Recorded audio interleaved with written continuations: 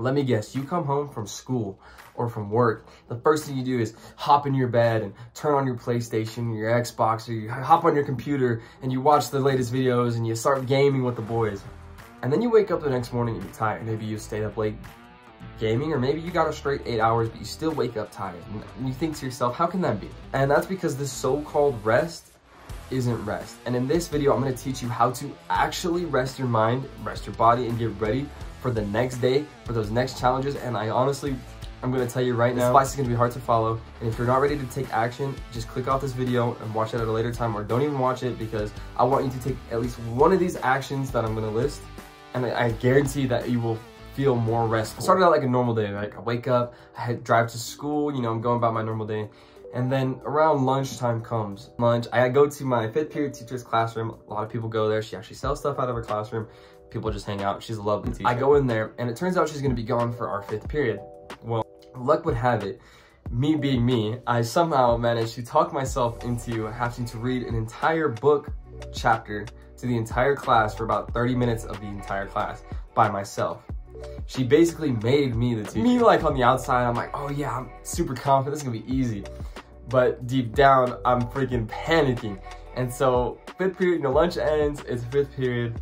We're all coming into the classroom. I see all these kids walking one by one. I was the first one in the classroom because I'm mentally preparing myself to have to talk to like 40 people. And I know that's like, you're being a little bit of a baby, like, okay, fair enough. I get up there, and before I presented, I did a little practice. Deep breathing, my friends. The quickest possible way to relax your mind. Deep breathing. Now, this is something that, like I always say in all my videos, I will never tell you something that I haven't considered trying, haven't attempted trying, or don't have experience in. So I was super nervous, right? Sitting there at my desk, and I'm just closing my eyes and just deep breaths. Now I know that is cringe advice. You've probably heard that growing up. But I don't know, like me as a little kid, I was too mature to take it seriously. Especially like the little meditation sessions that teachers would have. I was too mature to take it seriously. So I hope that next time you face a challenge, this is what I want you to do. Think thoroughly about doing it. Think so thoroughly about what you're about to do. Maybe it's a presentation, maybe you're getting a new job, something like that. Think about all the possibilities. Think about all the people looking at you. Think about how this person's judging you. Think about what they're writing down on their clipboard. Think about it. And while you think about it, take in 3 deep breaths. Just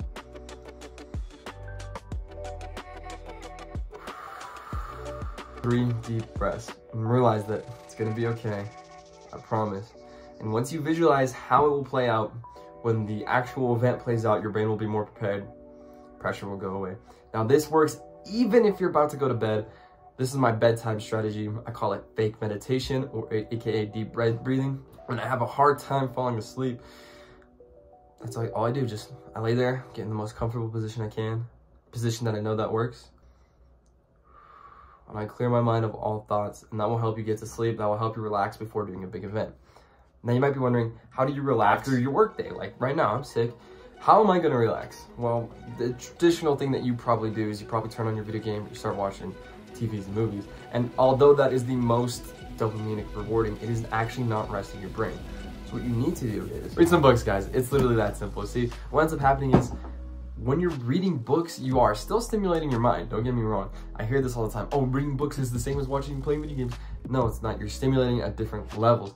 This is way less stimulating to your mind, a book, than playing some video games. And so what will end up happening is your brain will actually be able to rest, recover, and reset. And I guarantee you, if you make this a habit, not only will you gain some sort of knowledge, because there is more knowledge in books than in videos. I think it's because of the way you have to focus on the book to actually understand. Anyway, pick up a book. It could be like Harry Potter. Obviously, right here I have Dot-Com Secrets, but you can see in the back over there, I have all those books that I've read. I've read 7 books at the beginning of this year. This is the first year that I've actually read on my own, and I can guarantee you this will actually help you reset your mind. The next one is nature walks, or just walks in general.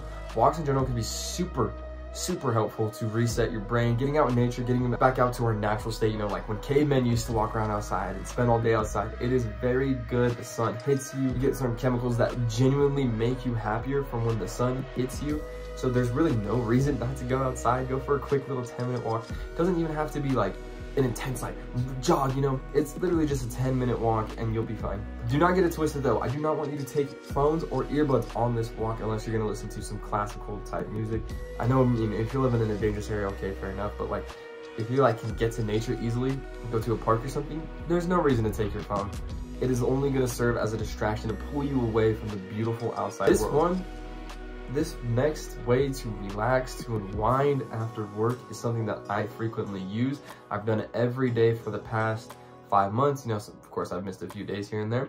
I've been attempting to do it since I was 14 years old when I actually started my no-fap journey. Meditation. Meditation is the most powerful way to reset your mind. See, back when I was 14, I took on the No Nut November challenge. Oh my God, it was my first introduction to like the no-fap stuff. And as I was on this challenge, my urges, like day 7, I was like about to blow up. I literally, kid you not, started meditating before bed.